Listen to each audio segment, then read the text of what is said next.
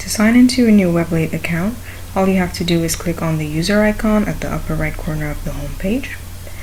You will be redirected to a sign-in page where you can enter the email address that you would like to use and create a new password. Once you click on sign in, you should receive a confirmation email containing a link that will allow you to complete your account creation. Another and better option is to link Weblate to your GitHub account if you have one. I will skip the part where I enter my credentials.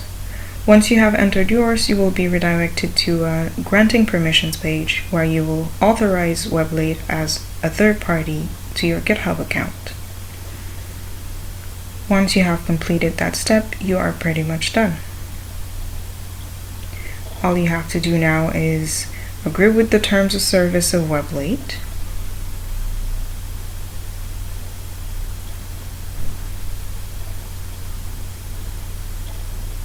And that's it, you're all set. You are brought back to the home page where the user icon is now replaced by your profile icon. When you click on it, you are directed to a profile page, and if you click on the button right below it, you are able to access your Weblate dashboard.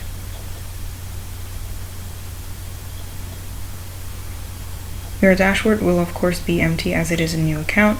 You can add new projects to it by clicking on projects in the menu bar. Browse all projects to see the list of projects available on Weblate. You can select the projects that you would like to contribute to, and there, you may start translating now.